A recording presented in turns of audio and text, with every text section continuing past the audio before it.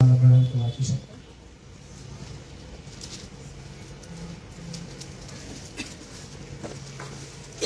योग 22:21-33 त्याच्याशी सख्य कर आणि शांती जोड, अशाने तुझे कल्याण होईल. आता त्याच्या तोंडचे धर्म शिक्षण घे, त्याची वचने आपल्या हृदयात साठव. तू सर्व समर्थाकडे वळला, आपल्या डेऱ्यातून तू अधर्म दूर केला, तर तुझी पुन्हा उभारणी होईल. तू आपले सुवर्ण धुळीत टाक, ओफीरचे सोने ओढ्यातल्या पोट्यात फेकून दे, म्हणजे सर्व समर्थ तुला सुवर्ण व राशींच्या राशी रूपे असा होईल. मग सर्व समर्थाच्या ठाई तू आनंद पावशील. तू आपले मुख देवासमोर वर करशील. तू त्याची प्रार्थना केली म्हणजे तो तुझे ऐकेल आणि तू आपले नवस फेडशील.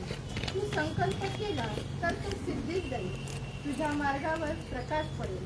त्या मार्गाने तुला खाली जाण्याचा प्रसंग आला तर तू वर वर असेच म्हणशील, कारण देव नम्र वृत्तीच्या मनुष्यांचा बचाव करेल. जो निर्दोष नाही त्यालाही तो वाचवतो. तुझ्या हाताच्या निर्मलतेमुळे त्याचा बचाव होईल. तो परमेश्वर या वचनाला श्रद्धा. कालचा संदेश आपण ऐकला की काय होता कालचा संदेश? परिस्थिती बदलणारा परमेश्वर, तो त्याच्यापेक्षा जीवन बदलणारा परमेश्वर. जब हम प्रभु यीशु मसीह के पास आते हैं, प्रभु यीशु मसीह हमें चुनता है तो हमारा जीवन बदलता है. इतना ही नहीं तो हमारी परिस्थिति बदलता है. हमें जो भी जरूरत है वो सब हमें देता है, क्योंकि वो हमारा पिता है. हालेलुया. आणि आजचं जे माझा विषय जो आहे तो आत्मिक उन्नती. परिस्थिती तर बदलायलाच पाहिजे. बरेचसे लोकांच्या जीवनात भरपूर कार्य केलेला. ज्यावेळेस अनिलचं गॅरेज त्याविषयी त्याचे लोक म्हणतात तिथे शेजारी पाजारते त्या फादरने पैसे दिले, काय हे करतात, तर देवाने आशीर्वाद दिला. त्या आशीर्वादाने आज त्याचं घर झालं, गाडी झाली आणि ती किती सेवन सीटर कार झाली. असं आशीर्वादित उन्नती देणारा परमेश्वर आहे. कारण तो आपली उन्नती करतो, पण त्यासाठी आमची आत्मिक उन्नती पहले पाहिजे. हमारे दिल में प्रभु यीशु मसीह चाहिए. जब हमारे दिल में प्रभु यीशु मसीह है तो सब कुछ हमें मिलता है.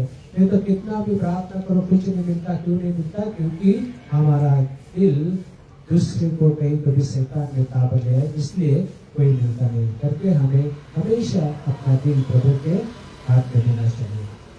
आज जगात आम्ही पाहतो की उन्नती आता आपले अजित दादा गेलेले आहेत. दुःखाची घटना झालेली.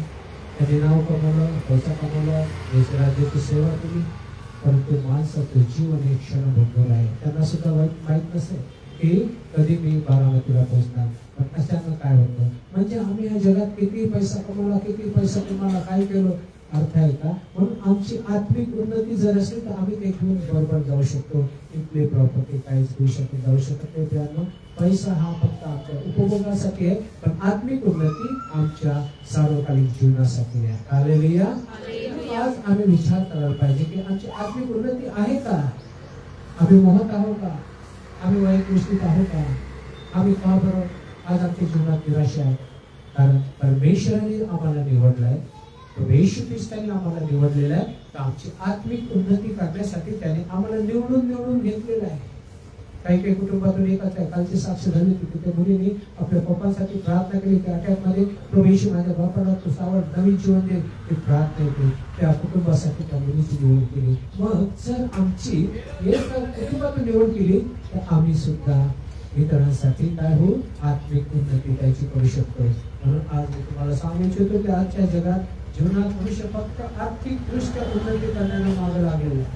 फक्त तरुण झाला, 10वीला गेला, 11वीला गेला की मग उन्नती कसे बॉडी बनवण्याची यश आला असाल.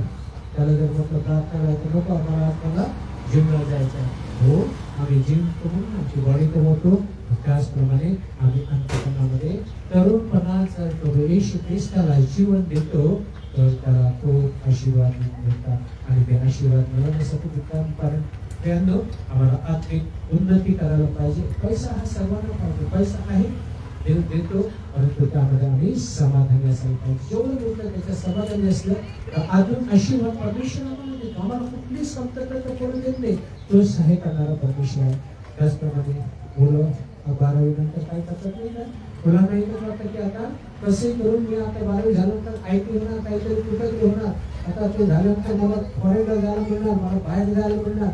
उन्नती फक्त आपल्या शिक्षणाशी करत राहतात. आत्मिकदृष्ट्या सुद्धा आम्ही लेकरांना सांगायला पाहिजे की उन्नती करा आणि तो प्रभू येशू तुम्हाला आत्मिकदृष्ट्या उन्नती देऊन तुमच्या जीवनात तो आनंद देतो आणि तुमचा तो आर्थिकदृष्ट्या सुद्धा तो आनंदी देतो, काय करतो.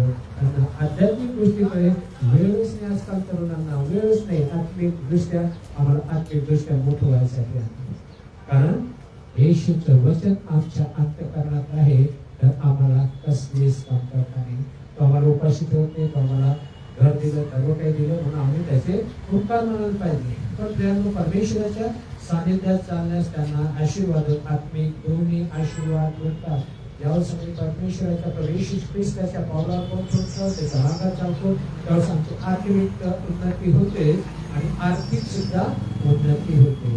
काही कोणी तर देवाला पुनर्जीवन दिल्यानंतर घर मिळाले, गाड्या मिळाल्या, नोकरी बढती मिळाली. हे केव्हा मिळाली की आमच्या स्वभावावरून, आमच्या वागण्यावरून आम्हाला सर्व मिळत जातं. आता अनिताविषयी जर विचार केला तर देवाने तिला कसं पुढे नेलं. आज मेट्रोची भेट आता विचाराची भेट होईपर्यंत तिच्यासाठी मार्ग मोकळे केलेले आहे. आत्मिकदृष्ट्या जर आम्ही बलवंत असलो तर आम्ही आर्थिकदृष्ट्या सुद्धा बलवंत होऊ. पण त्या पैशाच्या मोहात पडू नका. पैसा जास्त कमावू, पैसा कमावू, पैसा साथ में लेके जाऊ, पैसा काहीच नाही, इथंच राहतं. म्हणून आम्हाला त्या पैशापेक्षा देवाच्या वचनाला, देवाला महत्व द्यायचं आहे आणि आम्ही आत्मिकदृष्ट्या भक्त होऊन इतरांसाठी उपयोगी पडूया. हे मिळवण्यासाठी देवाच्या वचनात प्रार्थनेत तर आपल्याला सर्व आपण पाहू शकतो. योगाचे पुस्तक त्याच्या 22 आणि 26 वचनामध्ये काय म्हटलेलं आहे, मग सर्व समाजाच्या ठाई तो आनंद पावशील, तू आपले मुख देवासमोर वर करशील.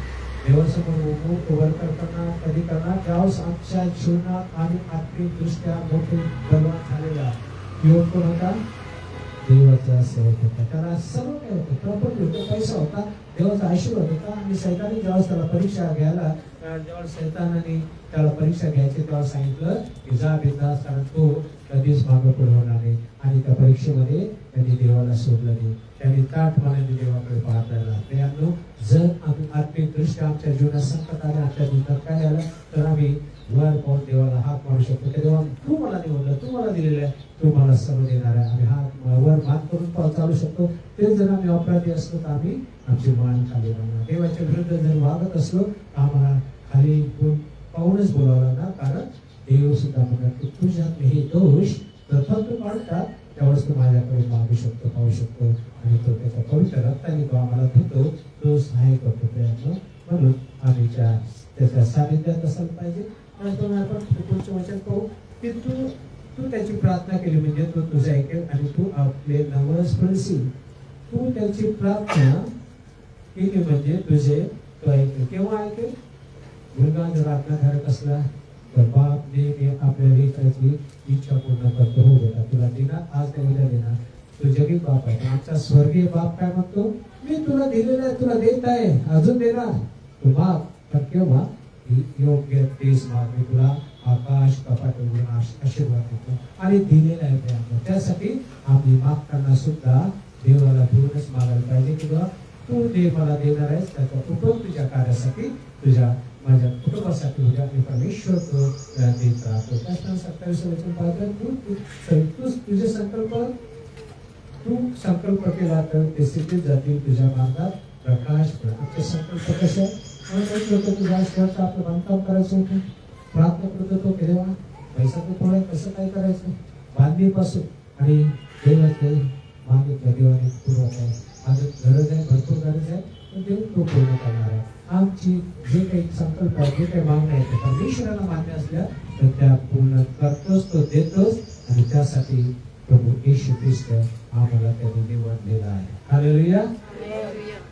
तर मागण्यास तुला खाली जायचं प्रसंग आला तर तू वर जाशील. मग देवाच्या मार्गात जरी आम्ही चाललो तर आम्ही खाली जाणार का? जे काम हातात घेऊन ते सक्सेस होणारच. ज्याच्यासाठी प्रार्थना करणार त्याच्यातले का देणार, ज्या आमच्या गरजा तो प्रभू येशू ख्रिस्त पूर्ण करणार, काय करणार की आम्ही आत्मिक दृष्ट्या स्ट्रॉंग झालेले आहे. आम्हाला पवित्र आत्मा चालवतो. आम्ही जगी गोष्टीपासून दूर गेलेले आहे. आम्ही त्याच्या प्रकाशाची प्रजा झालेली आहे. मग आम्ही खाली नाही जाणार, वर जाणार आहे. आत्मिक दृष्ट्या वर जाणार आहे. मग म्हणाल एक घर झालं, चालू दुसरा तिसरा घर, ते सुद्धा देईल. तर तेवढं आम्ही स्ट्रॉंग व्हायला पाहिजे.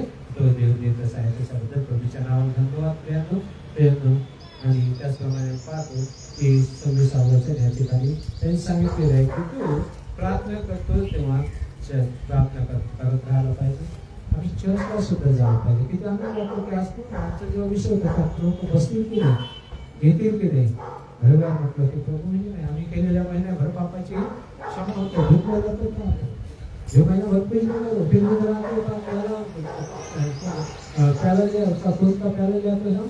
त्यामध्ये शुद्ध हो जाएंगे. म्हणून पहिला महिन्याचा रविवार खूप आनंदाचा असतो, खूप चांगला असतो आणि आनंद वाटतो काय. त्याचप्रमाणे आम्ही पाहतो त्याला झालं पाहिजे वचन वाचायला पाहिजे. वचन जेव्हा वाचतो त्यावेळेस परमेश्वर आमच्या संगती बोलतो आणि तो आम्हाला सहाय्य करतो. सुवार्ता सांगायला पाहिजे. आमच्या जीवनाचे प्रभू येशू ख्रिस्ताने कार्य केलं. आमच्याद्वारे इतरांना आत्मिक जीवन त्यांना आत्मिक मृत्यू होऊ शकतो, त्यांचं आत्मिक वाढ होऊ शकतो. त्याद्वारे आम्ही इतरांना सांगायला पाहिजे. जर आम्ही चांगलं केलं सांगणार, आम्ही आमच्या मित्रांना सांगणार, दुसऱ्यांना सांगणार की प्रभूंवर विश्वास केला, मला आशीर्वाद मिळाला, आरोग्य मिळाला. तुम्ही सांगू शकता. त्याद्वारे तुमचा प्रभू येशू ख्रिस्ताचा गौरव होईल आणि तो सहाय्य करेल. तेव्हा देव आपले प्रार्थना ऐकतो. यासाठी जगी गोष्टीपासून दूर राहिलं पाहिजे. त्यानंतर आम्हाला हे करायचं तर जगापासून दूर राहायचं.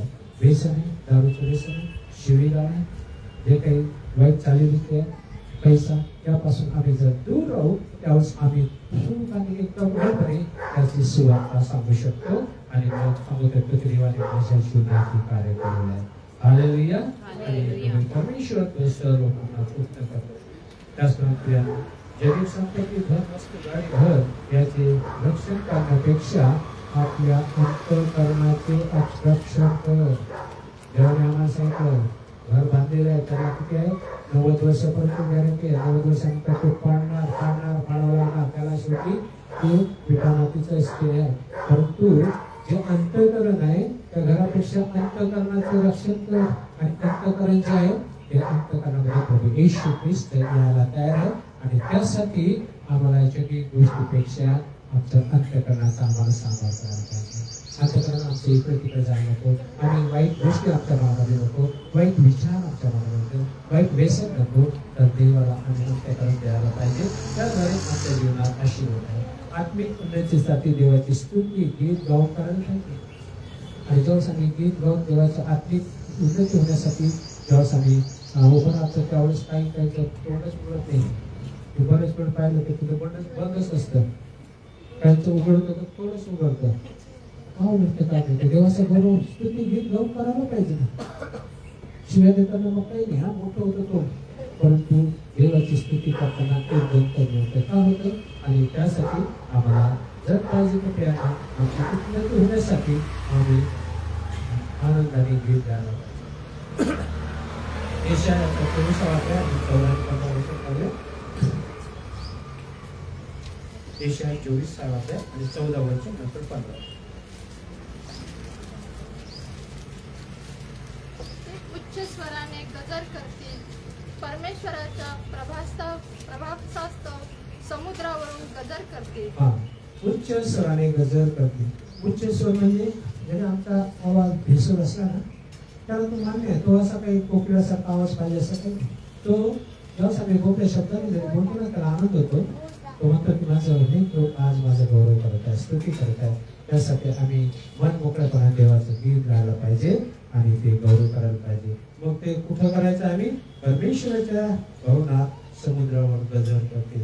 आता मग समुद्रावर जायचं का गजर करायचं? या जगाचा जो समुद्र आहे ना, मोठा आहे ना, लोट आहे ना, त्या लाटांमध्ये आम्ही त्याचं गौरव, जेव्हा दुःखाची लाट येते ना तेव्हा आम्ही गौरव करायला पाहिजे. धन्यवाद येशू, या लाटेतून मला तू बाहेर, त्या आजारातून मला बाहेर, त्या व्यसनातून, ह्या मोहातून मला दूर कर. तो प्रभू परमेश्वर प्रत्येक मोहापासून, प्रत्येक आजारापासून त्यांनी सावरलेला आहे. सहाय्य करा. जरी कोरोना झालं तरी आहे मी जिवंत, मुलगी आहे, आई पण आहे. असे किती केसेस काय देवाने कोणालाच इजाऊ दिली नाही, तो सुखरूप ठेवले. तो गीताद्वारे सुद्धा तो काय करतो, आमची आत्मिक उन्नती करतो. म्हणजे गीत गाणं चांगलं आहे की नाही, फक्त गीतच गायचं नाही, तर प्रार्थना पाहिजे, वचन पाहिजे, आमचं वागणं पाहिजे. हे सर्व ज्यावेळेस आमच्या जीवनात आहे, तर परमेश्वर आम्हाला उंच करतो आणि तो आशीर्वादाने करतो. पुढचं वचन, जास्त उगवतीकडल्या लोकांनो परमेश्वराचे गौरव करा. समुद्री तीरी राहणाऱ्यांनो इस्रायलाचा देव परमेश्वर याच्या नावाचे गौरव करा. आता उगवती कडनं ज्याचं पूर्वीकडे घर आहे त्यांनीच फक्त तिथं जायचं, पश्चिमेकडे सूर्य जावतो त्यांनी नाही का, सर्वांनी त्याचं गौरव करायचं. देवाचं गौरव आम्ही करत राहायला पाहिजे. सकाळ निघाली जेव्हा सूर्य निघतो त्यावेळेस आम्ही गीत गाऊन त्याचं गौरव पाहिजे. धन्यवाद ईश्वर, आजचा दिवस दाखवला उपकार करतो. तो परमेश्वर आमची प्रार्थना ऐकतो आणि त्याला आनंद होतो की सकाळी उठल्या उठल्या माझ्या लेकरांनी माझं गौरव केलेलं आहे. पण सकाळी उठल्या उठल्या काय होतं माहिती का, त्या कॉटवरती चहा पाहिजे, ते कोण भूके नको करू, आणि त्याच्यानंतर पहिले मोबाईल दिला बायकोने केलं तर भांडणं, नाही तर बायकोच्या हातात मोबाईल असतो, एकच मोबाईल दोन्ही असतो, त्याच्यातून ह्या मेसेज सकाळी कोणाचा संध्याकाळचा कोणाचा, त्याच्यातून भांडण होतात. त्यापेक्षा आम्हाला देवाला जीवनाचा पुस्तक, तो परमेश्वर आम्हाला सहाय्य करतो, आमचं जीवन बदलतो प्रियानो. आणि देवाची गीताद्वारे स्तुती करण्याला तोंड उघडत नाही, त्यांच्यासाठी सुद्धा आज देव म्हणतो की निगडपणाने गौरव करा, आणि तो सहाय्य करणारा परमेश्वर आहे. आणि सत्याच्या द्वारे देव आमचं गीत ऐकतो आणि आळशी आत्मा आमच्याकडे काढून टाकतो, तो आनंदाने भरतो. जेव्हा क्रिकेटची मॅच चालू असते ना, आणि क्रिकेट प्रेमी भरपूर आहेत आपल्या इथे, क्रिकेट चालू नसलेले तो तिकडनं 6 मारला ना, हातातला कप सुद्धा बोलतो, अरे फोडला कप, त्यांनी काय करायचं, अरे तुझ्या हातात कप दिला होता ना, त्यांनी 6 मारतो, त्याला पैशाचा वर्ष होतो आणि हा ओरडतो जोरदारात, टाळ्या वाजवत, हाताचा कप कशी एक हातातून पैसे, इतका आनंद होतो त्याला. पण पैसे त्याला म्हणतात, पण देवाचं वीर जाताना टाळ्या वाजवतो, टाळी वाजवतो, गाणं सांगतो, घ्यावं तुम्ही टाळी घ्या, तुम्हीच घ्या, आम्ही नाही घेतो, आम्हाला टाळी घ्यायची गरज नाही, टाळी कशाची, येशू बाप्पाची, माझे तूच वाजव, मला कसं नाही. म्हणजे अशा प्रकारचे सुद्धा म्हणजे आनंद कुठं होतो, तो तिकडे 6 मारतो आणि त्याचा आनंद आमच्या हातात काय असतं, काय कधी कधी तो टाळा होते, फटके लागतात, त्यातून भांड होतात. पण ह्या आनंदापेक्षा आम्ही देवाचं गौरव जर टाळ्या वाजून केलं तर देव आम्हाला आशीर्वाद होतो, आमची आत्मिक उन्नती होतो. आम्हाला पैशाची उन्नती करण्यापेक्षा आत्मिक उन्नती, परिस्थितीची उन्नती आणि आशीर्वादित पाहिजे, आणि तो सहाय्य करणारा आनंद करायला पाहिजे. त्यापेक्षा देवाला आनंदाने गीत सादर करायचं सहाय्य करतात. जसं आपण आपल्यावर त्याचप्रमाणे देवाचा गीत गाऊन आत्मिक उन्नती करून घ्या. आपण आत्मिक दृष्ट्या जेव्हा कमी असतो, आपण संकट येतात तेव्हा प्रार्थना करायला पाहिजे. आत्मिक दृष्ट्या जर आम्ही कमी पडतो, होतं कधी होतं, घरात वादविवाद होतो, किरकोळ भांडण होतं, काय होतं, त्यावेळेस शैतान मस्त वाटत असतो, तसं एकमेकांच्या घरामध्ये एंट्री करता येईल. आणि त्यासाठी जो समोरचा व्यक्ती चिडलाय तेव्हा आपण शांत राहून प्रार्थना करायला पाहिजे. देवाचं वचन वाचायचं, प्रार्थना करायचं, तो शैतान पडून जाईल. समोरचे म्हणाल की आता हे चिडलं होतं, तर हे काही चिडत नाही, त्यापेक्षा आपण शांत राहिलो बरोबर. त्यावेळेस देवाचं गौरव होतं आणि तो परमेश्वर आम्हाला सहाय्य करतो. आपण आत्मिकदृष्ट्या जेव्हा कमी असतो तेव्हा संकट येतात, पण प्रार्थना करायला पाहिजे. स्वतःला देवाचे वचन वाचले पाहिजे आणि आपले हात उंच करून देवाचे हात मारले पाहिजे. देवाला हात मारून उंच हात करा, देवाला हात मारा, परमेश्वर तुमच्या प्रार्थनेचे उत्तर देईल. त्या संकटातून तुम्हाला सावरण सहाय्य करत, त्यासाठी आम्ही नम्र लीन होऊन देवाला जीवनात प्रार्थना, आमची आत्मिक उन्नती आम्ही करत आहोत. स्तोत्र संहिता ह्याचा 6वा अध्याय आणि पहिलं वचन. क्रोधाने मला शासन करू नये. स्तोत्र सहाय्य हे परमेश्वरा, क्रोधाने मला शासन करू नको. आता क्रोध कोणाला येतो? देवाला कुठं क्रोध आला का? आमच्यावरती त्यांनी कृपा केली, आम्हाला कृपेने त्याला आम्हाला आशीर्वादित केलं. किती वाईट वागलं, किती देवाच्या विरुद्ध वागलं, त्याला क्रोध येतो का? त्याला राग आलेला आहे का? तो क्षमा करणारा परमेश्वर. राग कोणाला येतो? कोणाला येतो राग जास्त? नाही कोणाचा हात कोणी वरती करतं का वर? राग येतो तर तो राग नको. मनुष्याला राग नको, माणसाला राग येतो तो राग नको. तर जसा देव आम्हाला क्षमा केली तसं आम्ही एकमेकांना क्षमा करायला पाहिजे. हे परमेश्वरा क्रोधाने मला शासन करू नको, संतापून मला शिक्षा करू नको.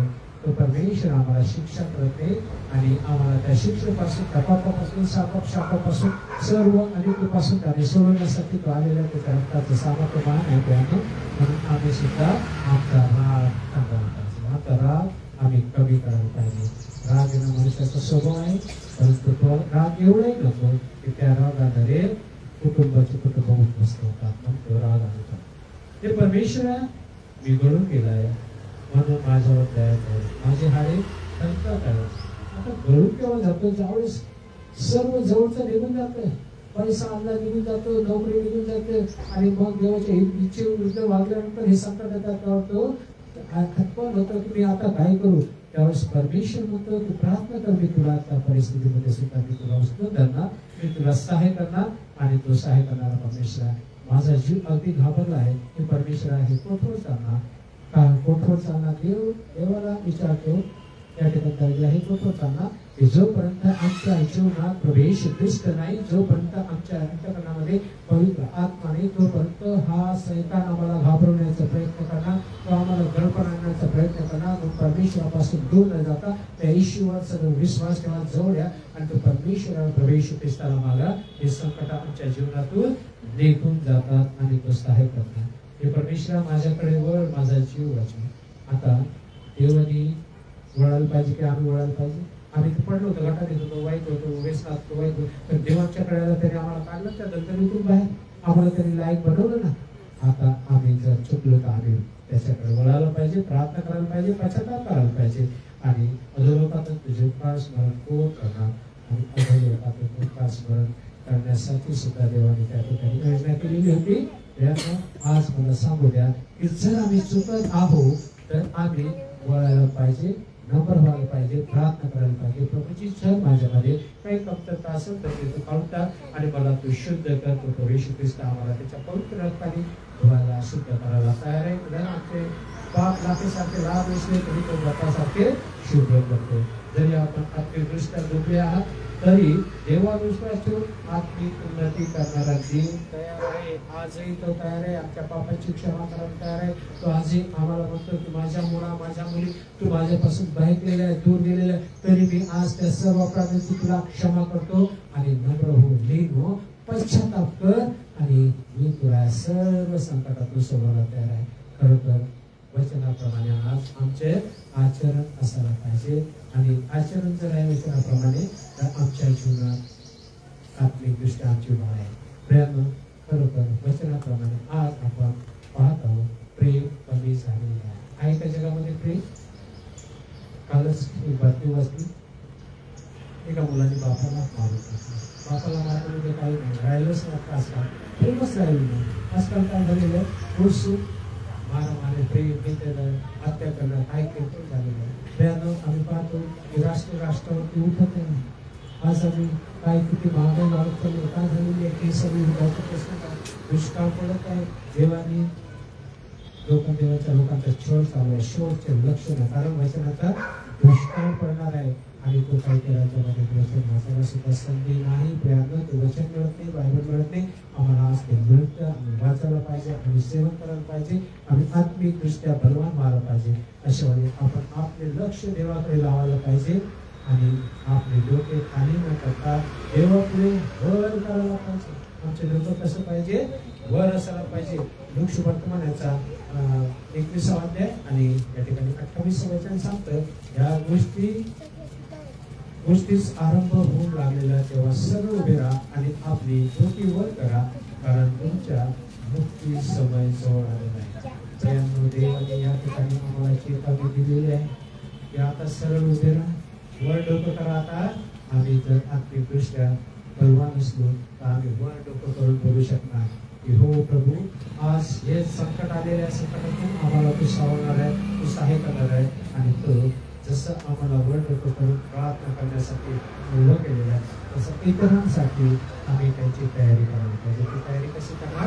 प्रार्थनेद्वारे त्यांना आम्ही मागायला पाहिजे. आमचं परमेश्वर सहाय्य करतो, आशीर्वाद देतो. त्यानं आपण पाहिलेले की आता देव संधी देत आहे. अजून त्यांनी आपल्याला संधी दिली. जरी किती मुलगा चुकलेला असला किती असला तरी तो त्याच्या पापाची क्षमा मागतो, त्याला जवळ घेतो, त्याला सोडत नाही. तसा तुमचा स्वर्गीय बाप सुद्धा आम्हाला सोडत नाही, आम्हाला सहाय्य करतो. आणि अशा वेळेस आम्हाला परमेश्वरांनी जी संधी दिलेली आहे प्रार्थना आज ते पात्र मेजासमोर येताना आम्ही नम्र लिहून गुडघे टेकून प्रार्थना करायला पाहिजे. प्रभूजी, जे माझ्यामध्ये जे आहे जे तुला आवडत नाही याची कृपेने आणि दयेने क्षमा करा. आजपासून मी हे सर्व सोडून देतो. जरी बाप्तिस्मा झालेला आहे, बाप्तिस्मा झाला म्हणजे तुम्ही पूर्ण पवित्र झाले नाही. जोपर्यंत तुम्ही पवित्र आत्म्याने तुमचा बाप्तिस्मा होत नाही तोपर्यंत तुम्ही शुद्ध होत नाही. कारण पवित्र आत्मा आम्हाला सहाय्य आम्हाला चालवतो. जर पवित्र आत्मा मिळून जर आम्ही वाईट मार्गात जात असो, देवाच्या इच्छेवर जात असो तर क्षमा आम्ही मागायला पाहिजे. तो क्षमा करणारा परमेश्वर आहे, तो सहाय्य करणारा परमेश्वर आहे. त्यामुळे आपण करूया का आज विचार करून देवा माझी प्रार्थना ऐकू का माझ्या जीवनात संकट आले, का माझ्या जीवनात कसे प्रसंग आले, मी कुठेतरी अडकलेलं आहे का याच्यातून मला सांग. देवामध्ये कमी आहे का? आता मला विचार करायचा आहे प्रभू मी तुझ्यामध्ये कमी आहे, माझ्यात ते डॉक्टर आहे त्याद्वारे तू माझी प्रार्थना ऐकत नाही का? त्यासाठी आम्हाला प्रार्थना देवाला वेळ देण्यासाठी कमी पडतो का? जर माझे वेळ कमी पडत असेल तुम्ही आशीर्वादाच्या देतो नेहमी तुझ्या प्रार्थना आणि वचनात राहील. त्याचप्रमाणे या रविवारी नाही तर पुढच्या रविवारी जेव्हा असा आम्हाला तो विचार दूर करा. परमेश्वर प्रत्येकाला सहाय्य करतो, सांगतो. पण आत्मिकदृष्ट्या आम्ही कमजोर आहोत का आज याचा विचार करायचा आहे. आज फक्त स्वतःचा अंतःकरण स्वतः चेक करू शकतो की माझ्यामध्ये काय काय दोष आहे, मी का कमी पडतो, माझ्यामध्ये माझी प्रार्थना काय ऐकल्या जात नाही. हे आम्ही शेजाऱ्यांना आम्ही आपल्या मुलामुलांना आपल्या पत्नीला मुलाला सांगू शकतो. माझ्या अंतःकरणात काय मी सांगू शकतो, मी कुठं फसलेलं आहे, कशात अडचण आलेलं. त्याद्वारे परमेश्वर म्हणतो की आजच तू क्षमा माग, आजच मी तुला तुझ्या प्रार्थनेचे उत्तर देईल आणि तुला आत्मिकदृष्ट्या दृढ बनवल आणि आत्मिकदृष्ट्या तुझी उन्नती करायला तयार आहे. आजच देवाला क्षमा मागा आणि आत्मिकदृष्ट्या उन्नती करून जर परीक्षेत आम्ही करा. जर आम्ही आज संकटात आहोत आम्हाला प्रार्थना करू आणि त्या प्रार्थनेद्वारे परमेश्वर आम्हाला सहाय्य करतो, तो आशीर्वादाने करतो, तो सहाय्य करतो. त्या जीवनात एका परमेश्वराला कळचा आणि त्याला विश्वासाने मला तुम्हाला सांगितलं की आजकाल आणि जास्तीत जास्त ज्यावेळेस एखाद्या गोष्टी त्याच्या मागे लागतो त्याच्याद्वारे आपल्या जीवनात संकट येतात, निराशा येतात, मग त्या निराशेद्वारे आम्ही प्रभूपासून दूर जातो. म्हणून ज्या परिस्थितीमध्ये प्रभू मला तू ठेवलं त्या परिस्थितीत आनंद आहे. माझ्या ड्युटी आहेत, कंपनी असो हॉस्पिटल असो किंवा इन्क्वायरी करा, त्याद्वारे सुद्धा तुम्हाला आशीर्वाद आहे. नर्स लोक ज्यावेळेस रोग्यांची सेवा करतात त्यावेळेस एका प्रवेश दुसऱ्याची सेवा करतात. कारण म्हणतो की जेव्हा मी आजारी होतो तेव्हा तू माझी देखभाल केली, कारण त्या व्यक्तीमध्ये तुम्ही प्रवेश असता. ज्या ठिकाणी तुम्ही काम करता, जे तुम्हाला कामाचा मोबदला म्हणतात त्याला जेव्हा तू दिलेला आहे त्याच्यात मी आशीर्वाद देत आहे. हे आम्ही मला आणि परमेश्वर सांगतो सुंदर घर राहायला दिलं त्याच्याबद्दल देवाचे उपकार मानायला पाहिजे. सर्व काही दिलं तो आनंदाने देत आहे, कामं दिलेलं त्याबद्दल देवाचे उपकार मानायला पाहिजे. आणि त्यानंतर तसं देवाला वेळ दिल्यानंतर सुद्धा देव तुम्हाला आशीर्वाद देतो. त्या आशीर्वाद देतो बसलेल्या प्रत्येकाला दिलेले आहे. म्हणून आज आम्ही स्वतःला चेक करू आणि त्या पवित्र मेजासमोर येताना आपलं लक्ष त्या प्रभूकडे नाही आहे. देव करून त्यावर आशीर्वाद प्रार्थना धन्यवाद. परमेश्वर प्रभूजी किती चांगलं आहे. आत्मिक उन्नती करणारा परमेश्वर, आर्थिक उन्नती करणारा परमेश्वर, शारीरिक उन्नती करणारा परमेश्वर आहे. जो कोणी प्रवेश तुला अंतःकरणात जागा देतो ते प्रभू तुझ्या वचनाप्रमाणे आचरण करतो त्याला तू भरपूर असे आशीर्वाद देऊन तुझ्या सर्व गरजा तुझी शांती तुझा आशीर्वाद देऊन तुझ्याच नावाचा प्रार्थना प्रवेशच्या नावात